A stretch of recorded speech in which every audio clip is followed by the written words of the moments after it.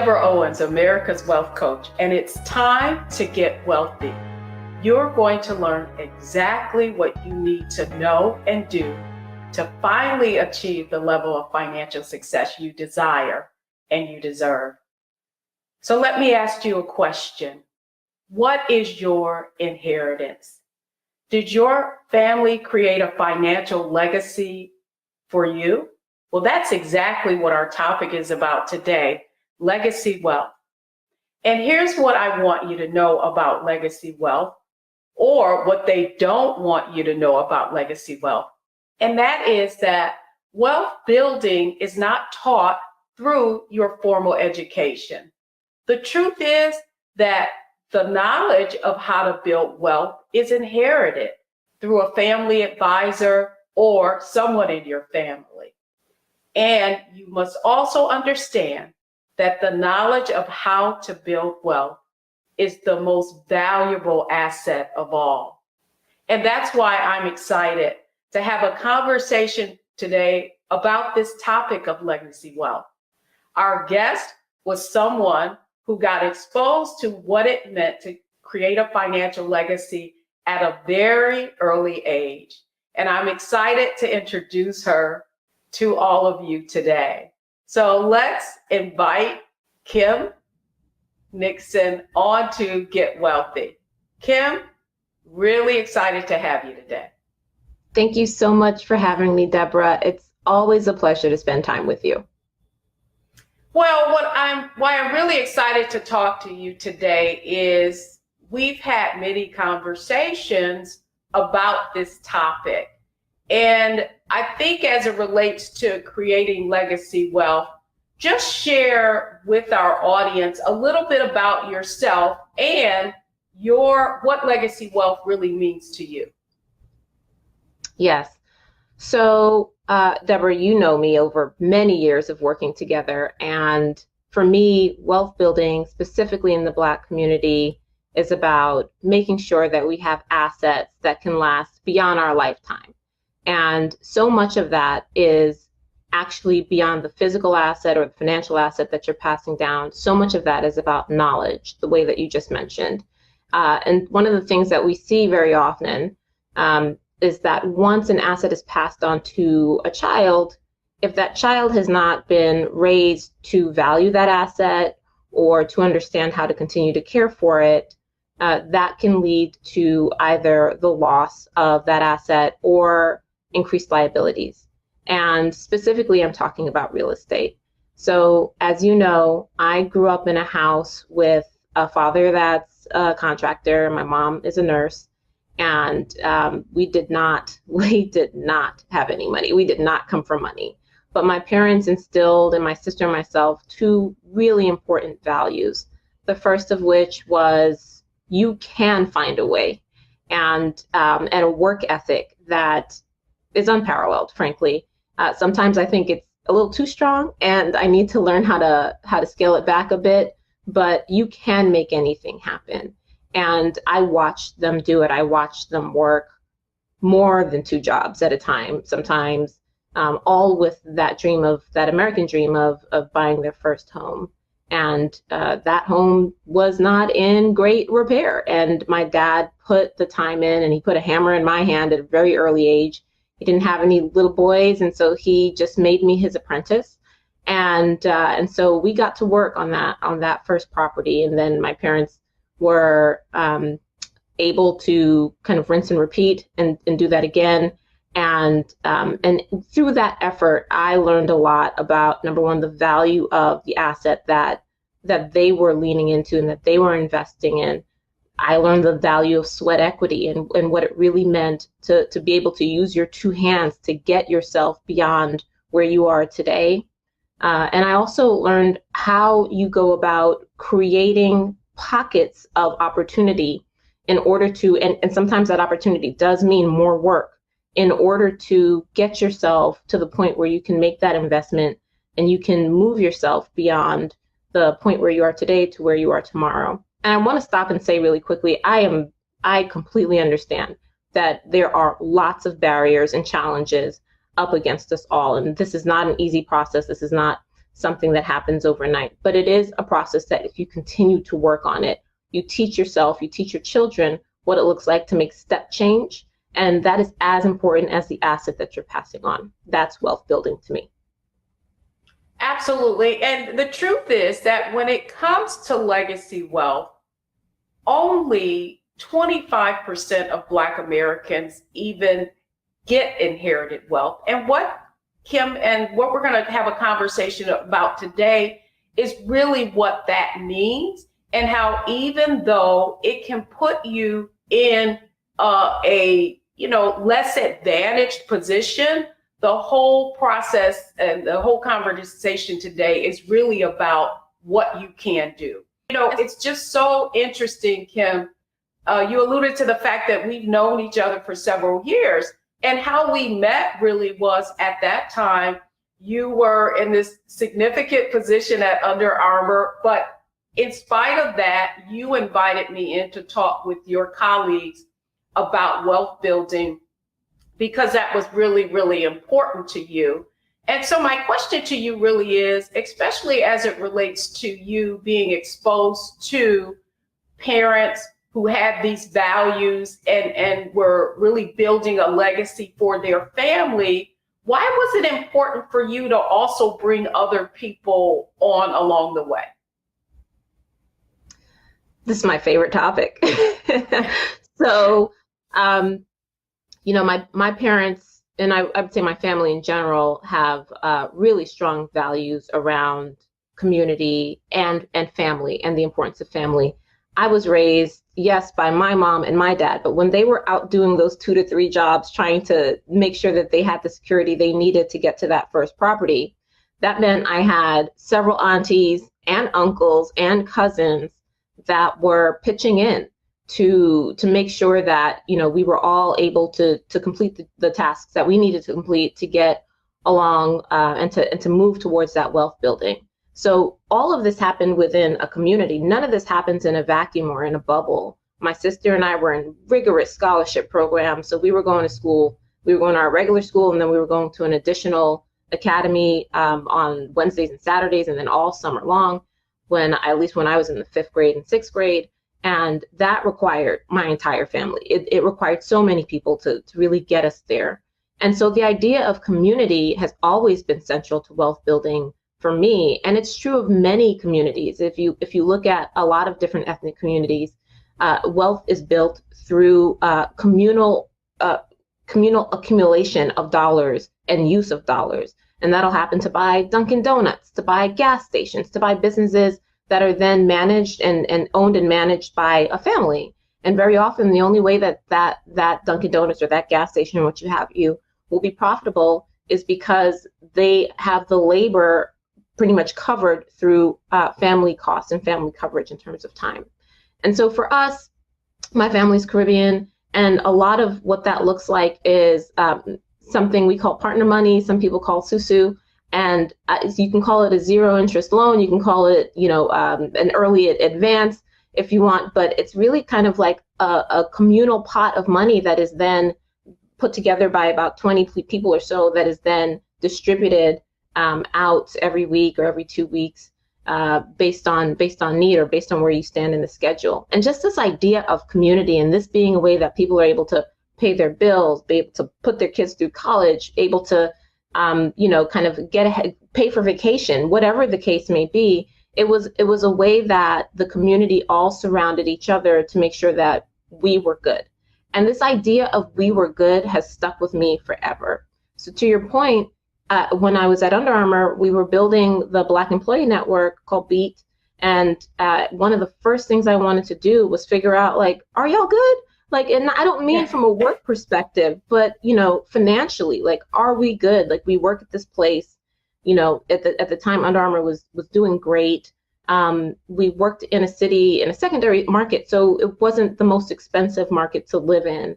And I wanted to make sure people had the tools that they needed. There were a lot of young Black professionals at Under Armour, and still are. And I wanted to make sure people had the tools, that they were able to have the conversation.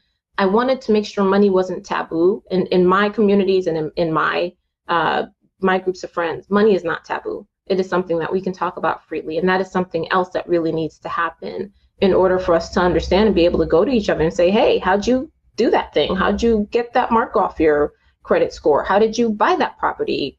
How did you, find that daycare for your child? And so all of these things are to be shared. The more that we can learn to share them and to trust each other and even approach each other with compassion instead of competition, that's where a lot of real information and opportunity for legacy and wealth building begins. Well, you just validated the first point that I made around what they don't want you to know about legacy wealth. And that really is that it is inherited, right? Like a close family member or family advisor, someone really has to kind of show you the way, because you don't learn it in your formal education. And certainly this is true of you. When we met, you had already built, because of your parents, a pretty significant real estate investment portfolio, and you were investing in that secondary market that you now lived in. And yet you reached out for me to Wealthy You for more knowledge around expanding that, your own competency around investing. And so when we come back, what I want to ask you about is really why you felt the need to do that. So I want to just talk about, you just talked really eloquently around the power of community and how in so many communities we aren't getting access to that information. And so that's how we met, with you inviting me to Under Armour. When we come back, I want to get into now how you specifically began to expand your own knowledge and use different strategies on your pathway to financial independence. So don't go anywhere, folks. It's Get Wealthy. I'm Deborah Owens, and we'll be right back.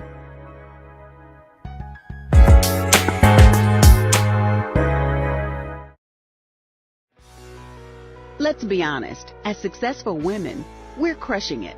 Maxed out 401k and Roth IRA? Check.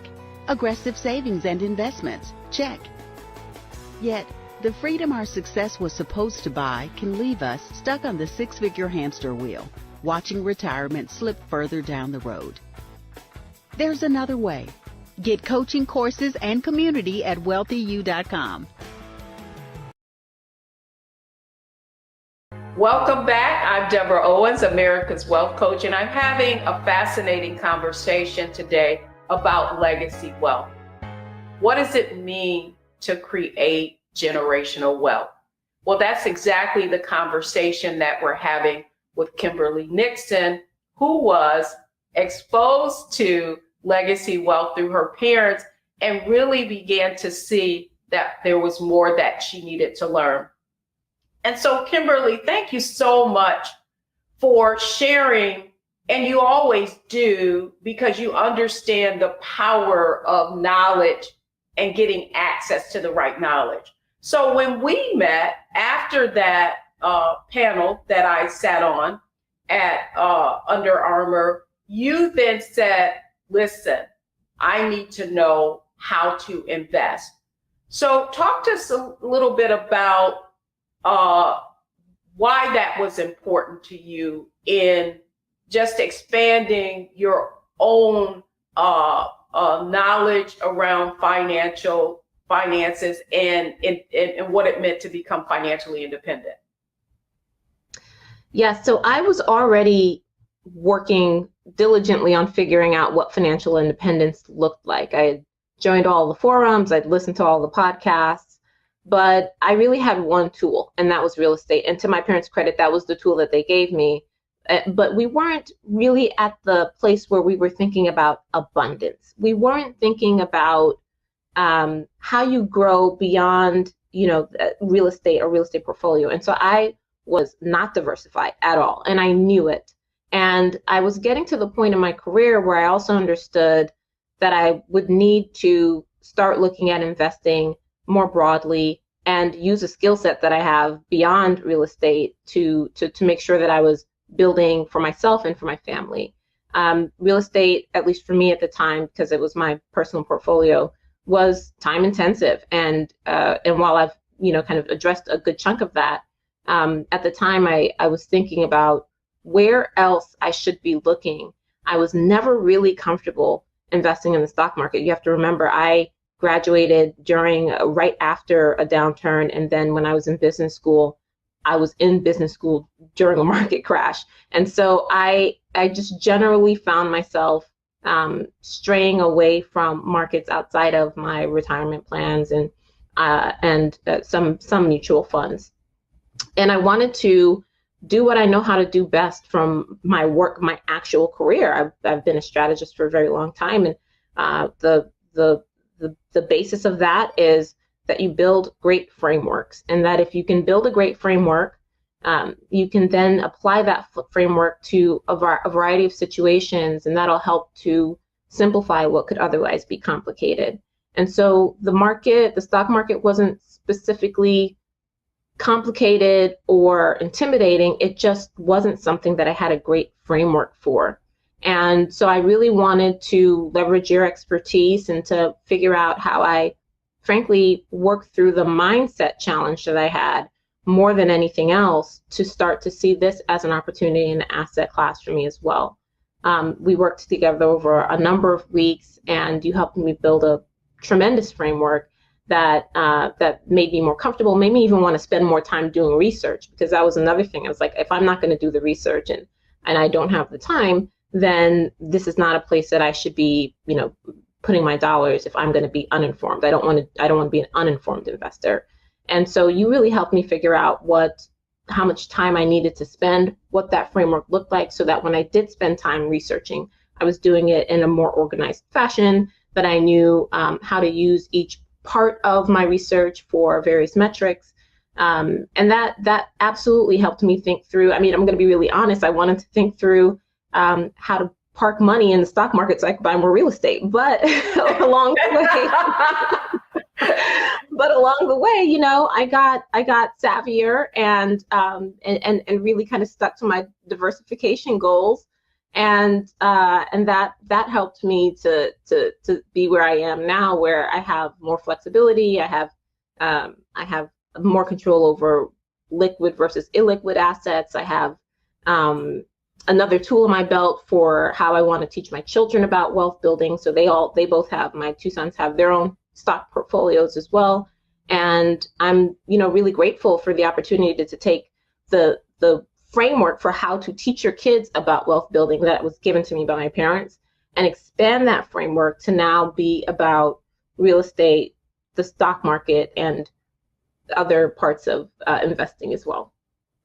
Well, you said something really interesting. First off, the first thing I want to chat with you about is, listen, sis, you just came out of business school, right? I mean, a very prominent business school. Yeah. And yet, are you telling me that you did not learn about investing while you were in business school?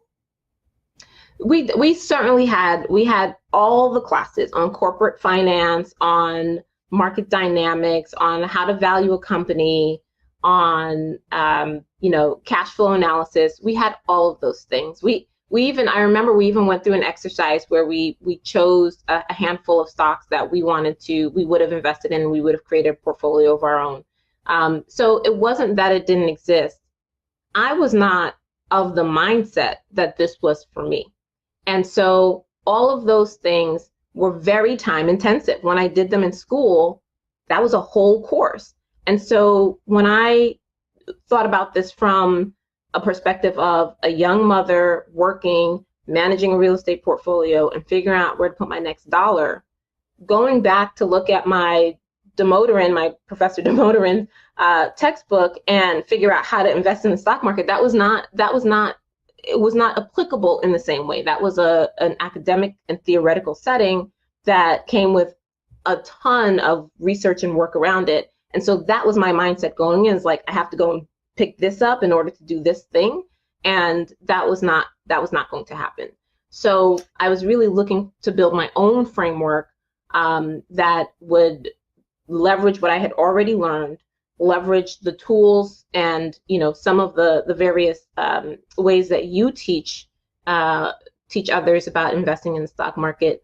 But more than anything, Deborah, I was not in the right mindset for it. And so much of wealth building is about getting yourself to the right mindset. And to me, I very much believe in the highest and best use of the dollar. And to me at the time, I could only see that the highest and best use of the dollar was in real estate for me. And I needed that shift. I needed the perspective shift. And so it was a matter of being at the right time in the right place when I met you. Well, it is interesting that you brought up mindset. And even though you had all this knowledge, and that's what I want our audience to understand, is that this knowledge is inherited. And if you don't have someone to kind of break it down for you, which really is what we do in Wealthy You, is that framework of understanding that you don't have to, be a rocket scientist, right, to figure this out. And it doesn't require all of the detailed research that you may have had in an MBA.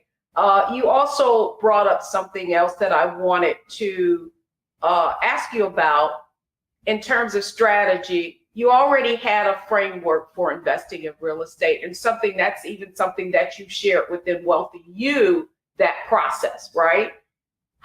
If you were to reflect now, how did what you already know influence how you now approached investing and building your own portfolio based on this new thing and what you already know? How did that kind of inform how you've proceeded thus far?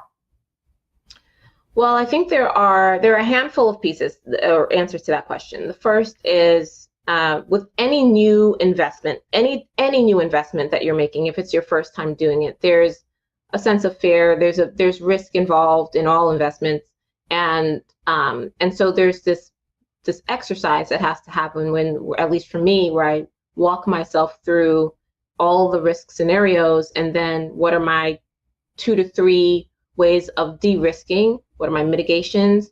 What are my exit opportunities? And that's something that I started with real estate. And again, this is where my parents were really helpful. I remember when I bought my first property, I was 23, and I was just at the point where I was getting ready to sign that check for escrow. And it was a big amount of money for me at 23. And I remember calling my mom first, and she's like, Kim, it's real estate. The chances of it going to zero overnight are small, and you can sell it. And I called my dad, and my parents live completely separate lives at this point. And so imagine my shock to hear him say the exact same thing. And so, I kind of knew, I was like, these are conversations they were having with each other 20 plus years ago. And so there's this idea that, like, when you're going into anything that feels a little scary, you want to figure out, what are my opportunities for mitigating? And that is an approach I still take in all of my investments at this point, which is, can I afford to lose this money? If I lose it, what's the absolute risk that it poses to me, my family, my lifestyle? Are there other ways to mitigate this risk through my investments in other places? On the stock market side specifically, I looking at the price that you get in at and making sure that it's priced well enough and reasonably enough that you have enough room to be able to weather some ups and downs. And also, like, how long until you need that money, right? And so the thing that actually made me very comfortable and timing wise made me more comfortable when I started to think about investing in the public market is that I was investing with money I didn't need. And that was part of my financial independence journey, was getting to the point where I didn't need this money. So I was now comfortable taking this risk. And real estate for me had a different purpose. It was a cash flowing asset. And so I needed that money. And so now I was trying to figure out what to do with the money I didn't need. And so I was at a different point in my building cycle, but I was able to apply several of the same tools in terms of demystifying, de-risking, buying at the right price, and then thinking about what opportunities I'll have if this investment actually grows in a positive direction, and what I will need to either be more conservative about if this is not moving in a more positive direction in terms of an investment. Oh, you just described what taking calculated risk is, right? What's my upside? What's my downside? I'm good. Let me make a decision. So when we come back, I want to explore a little bit of not only did you begin to invest in real estate, but you also had this desire to teach other women. So when we come back, I want to talk a little bit about your motivation behind that. I hope you're enjoying this conversation, because it really is all about legacy wealth, how gaining knowledge from your community or someone else can really influence your success and your ability to take risks. Don't go anywhere, folks. We're all getting wealthy.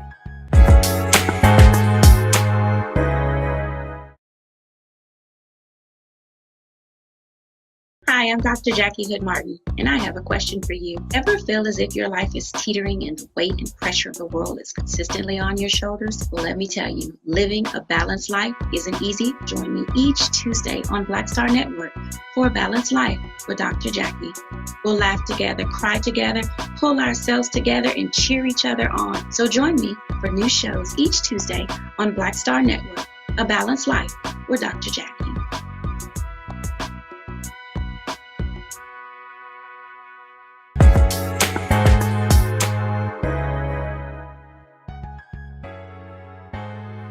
Welcome back, everyone. I'm Deborah Owens, America's Wealth Coach, and today's topic is legacy wealth. And I'm having a conversation with Kimberley Nixon, who had really the great fortune of inheriting the knowledge of how to build wealth from her family as they built their legacy wealth through real estate. And so, Kimberley, one of the other questions that I wanted to ask you about, not only were at Under Armour, this whole sense of community that you've had, but even as you've been on this journey, you've wanted to share the knowledge of how to invest in real estate with others. Talk to us a little bit about where's that coming from? That desire that you have to have other people experience what you have. Whew, okay, so, I think there are a few things happened. So I'd been an investor for quite some time, and I noticed that a handful of things were happening.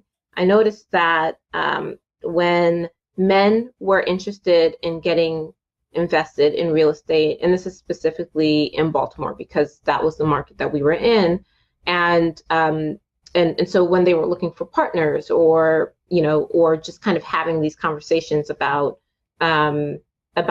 potentially getting into the market, there were no women at the table. It may be me, and also, but only kind of tangentially because my husband was there.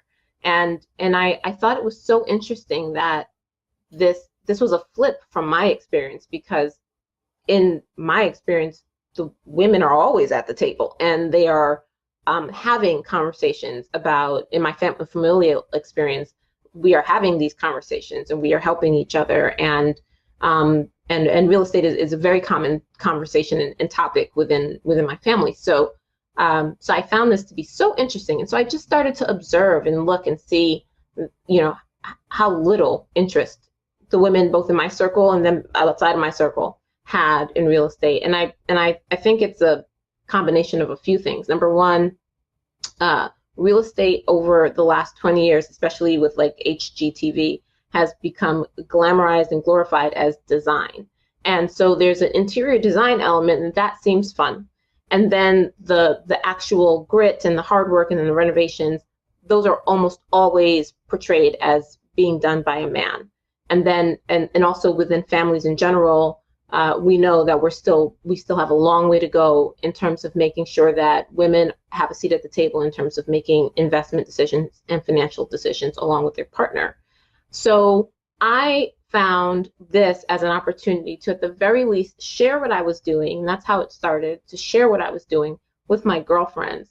And especially if their partners were starting to get into real estate, I would ask them what they thought, or where the property is, or what they know about it and what they're excited about.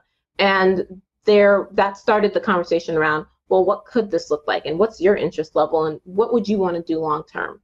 And the truth is, real estate as an actual owner operator isn't for everyone, but there are various ways to invest. And so I wanted to do my part to just make sure that people understood that this was an option, an opportunity for them. The second thing that happened is, as I mentioned before, I was very deep on the path of financial independence. And the way I think about financial independence is you should have enough.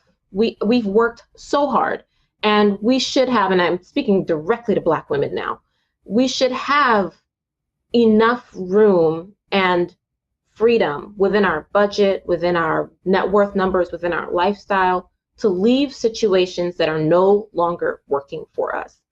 And women, and Black women specifically, I believe, find themselves in situations that are no longer working for us, and they find themselves stuck. And yes, this may happen on the home front, but I'm really talking about at work. And if Ketanji Brown Jackson's hearings and proceedings are indicative of anything, it's the way in which Black women are treated at work, when our work is often either being over scrutinized, or we're being asked to show up with credentials and no one else is being asked to show up with, or we're being asked to do a job that is not our job.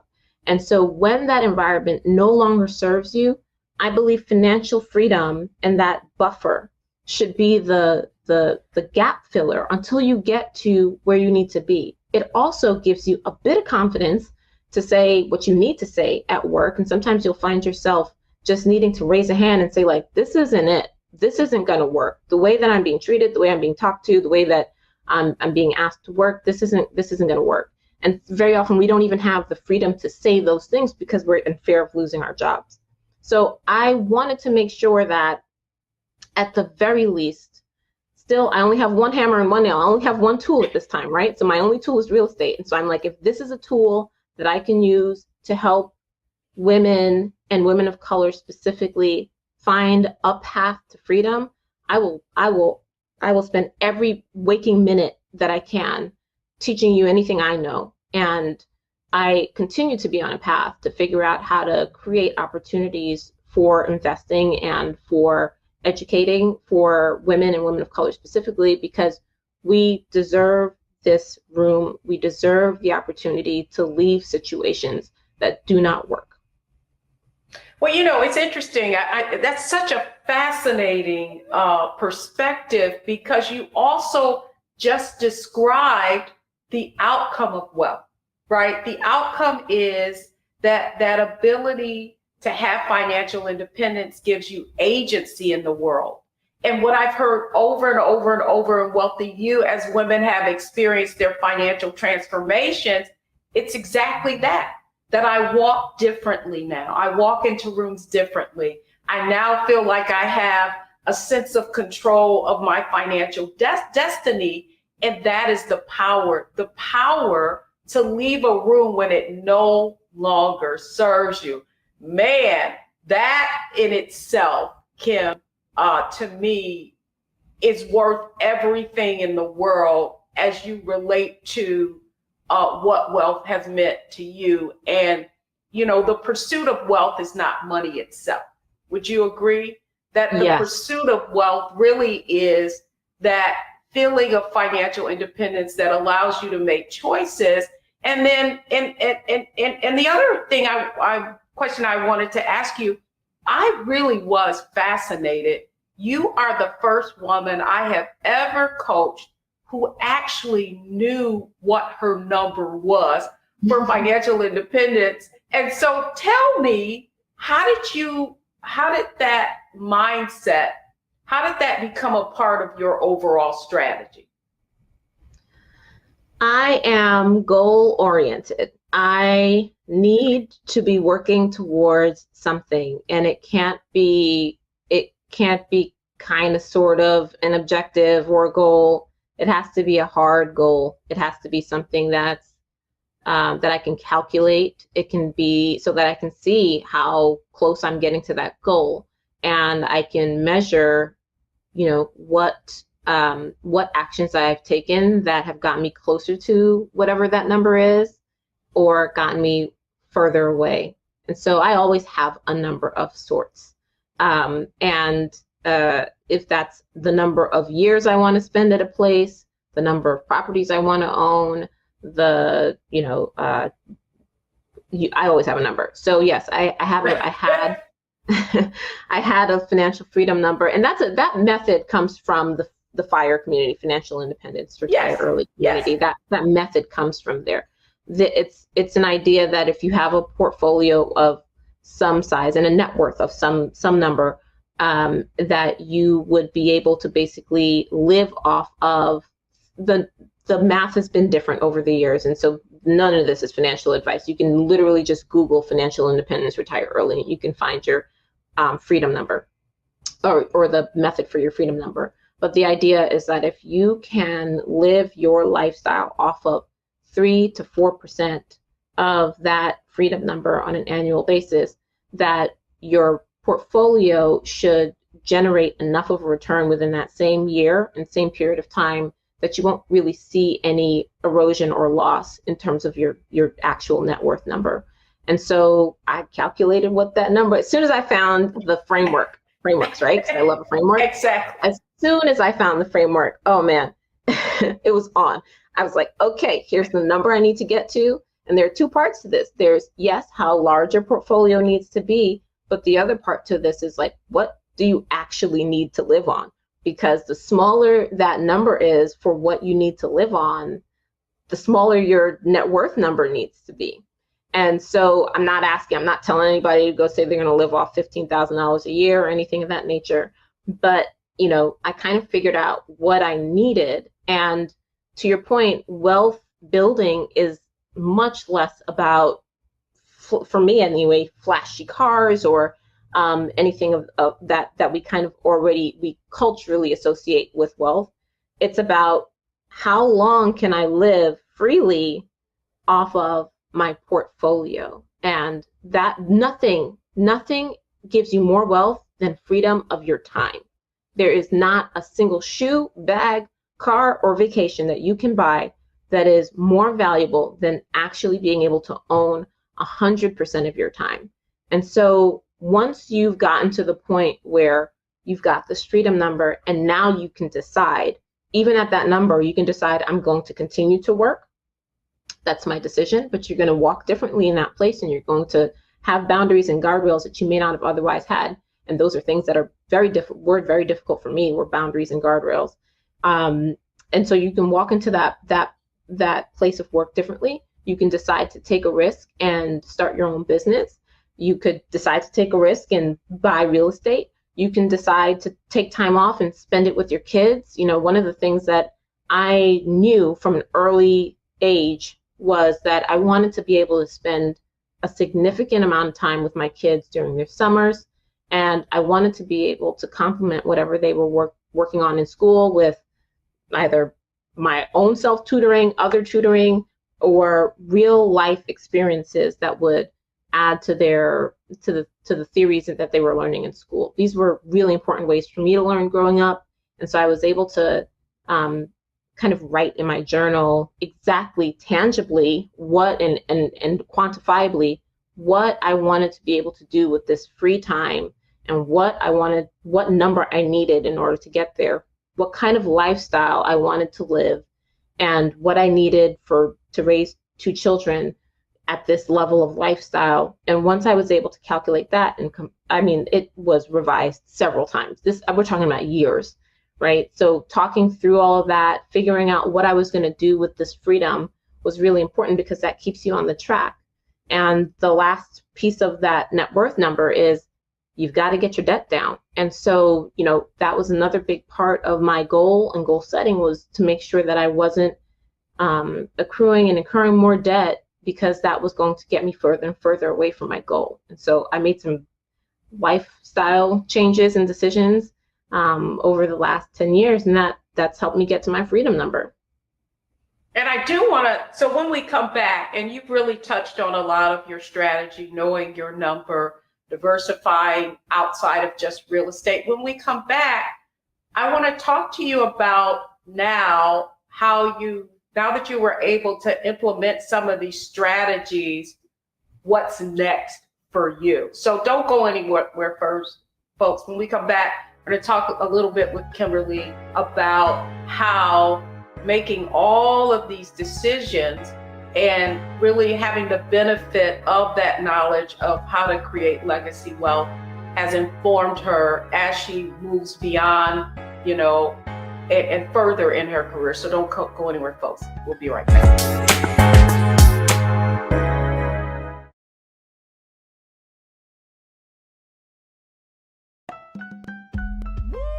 We're all impacted by the culture, whether we know it or not. From politics to music and entertainment, it's a huge part of our lives, and we're going to talk about it every day right here on The Culture with me, Faraji Muhammad, only on the Black Star Network.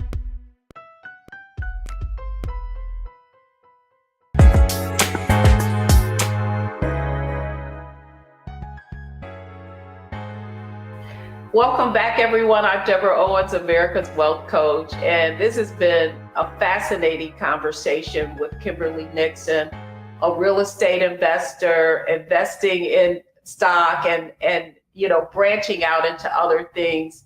And Kimberley, that's what I want to talk a little with you about with you now. So you went on in your career, you left Under Armour, you've been in some other roles. Talk to us a little bit about how accruing this level of building wealth, right, has now influenced new things, if you will, that you've decided to do. Yeah, so once I left Under Armour, I went to a PE-backed, a private equity-backed company. And I will never forget, I was sitting in a boardroom, I was sitting in a board meeting with the members from that private equity firm. And I had just moved back to the States from Panama. We lived in Panama for a little while. And I was explaining to them how much I loved Panama and wanted to make it part of my retirement plan by buying a farm or something. I was making light of the situation, but there's some arbitrary rule about buying a farm and citizenship in Panama. And so I was making light of that situation. And the gentleman to the left of me said, yeah, I love Panama. We just sold our property there because we weren't getting down there enough, and so on and so forth. And I just, I looked at that dynamic. I'm in this room to present my budget for the year and talk through my plans for revenue and what have you. And this gentleman is here to approve that budget and my revenue plan. And also, I'm making a joke about retirement, and he's got my whole retirement already. He had it and sold it. And I will never forget. I went home that night and I told my husband, I'm on the wrong side of the table. I'm doing this wrong. I'm hustling backwards. And so I had a new goal. And so I had to figure out what it was going to look like for me to get, we just talked about investing in public markets, to get into private markets. So I left that role and went to a venture-backed company a couple of years later, very similarly, early stage, but very similarly, the folks that I was in a boardroom, I was still on the operator side of the table. And again, I'm looking at the other side of the table. And this time I was smart enough to tell them when I joined, I'm trying to get to your side of the table. So I'm joining because I want to get to your side of the table. And they were incredibly gracious and open, and allowed me to, kind of follow along the process of what it looks like to be in venture capital. And, I was responsible for a lot of fundraising for our actual company. And so when I left at the end of 2020, I started to do some consulting and advisory work. I had enough freedom to decide that I didn't want to go back to a full-time job because I needed the time to figure out how I was going to break into venture. And so I advised a handful of startups. I consulted for a couple of larger brands. And then at the beginning of 2022, launched my venture capital firm and fund called Open Venture Capital. And very similarly, it's a small fund, it's a $10 million fund, but I started at the $10 million number because you can have more investors, more seats within a smaller fund. And I'm trying to get as many women and women of color on my cap table. And I'm trying to get as many women and women of color to get invested. And again, I'm a very, very zero pressure individual because I'm not in a position where I need you to do these things. I would love for you to do these things. I want you to come to meetings, to listen to me speak, to hear me pitch, to ask questions. And if you choose not to invest, that's completely up to you. But you will be so much better off for the time spent. And Deborah, as you know, I've done this on the real estate side. When I've invested in other real estate developers, I have invited groups of women to just sit and on a Zoom call with me and that developer to just listen to the types of questions I ask, to ask their own questions, to get more familiar with the project, to see how I think about risk. And this is what I'm talking about just making the space. I'm just trying to make space where space has never been made. I mean, especially in private markets, in private funds, there's a lot of opacity in terms of what is happening. Whose money is this? Where is it getting raised? Where is it going? And because we're so busy head down at work, trying to make sure that we, can put food on the table, not having enough freedom to get out of situations that are dead end for us, we can't pick our heads up long enough to think about something as opaque and far away and mysterious as venture capital. And so my goal is to make that less mysterious. There's nothing mysterious about it. It's taking a sum of money, it's putting it with a fund manager, it's making sure that that fund manager knows what they're doing. And you should ask that fund manager, do you know what you're doing? And you can look for track record, you can look for experience, you can look for. But it's the same thing, right? Yes. Right. I mean, what I want our audience to understand is that is what wealth is. It's a framework, right? It's not the product, it's the process. That's right. And so what you're really just looking at your journey from real estate investor to learning how to invest and build a portfolio, and now venture capital. That's what makes it so possible. So Kim, I just want to really, really thank you for sharing your legacy wealth, sharing in this legacy wealth conversation and being so transparent about it. But clearly you're not finished yet. I'm not done yet. That's the exciting part. I love it. I love it. I love it. So thanks so much, Kimberly Nixon, for showing us how to get wealthy and the journey to creating legacy wealth. And so when we come back, I just want to go over. Now it's time for analyze, optimize, maximize. So if you think about Kim's journey, what you see that it really all came down to her having the ability to analyze. And through that, she used a framework, whether it was investing in real estate and being able to apply a similar framework to investing in stocks and now venture capital. And in terms of her strategy, is at every step understanding that when she needed to know more because she wanted to diversify or do more, actually putting herself in a position and asking for some help from someone who already had that expertise, and then maximizing, understanding that her real motivation really was to get to that financial independence number so that she would have the freedom to take risk and venture out into new opportunities. And so when we come back, I just want to share with you the 3 takeaways that I want you to have from today's show on Legacy Wealth.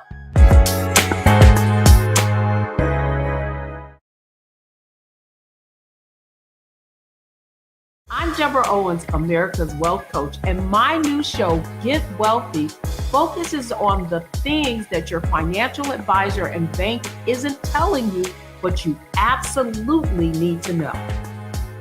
So watch Get Wealthy on the Black Star Network.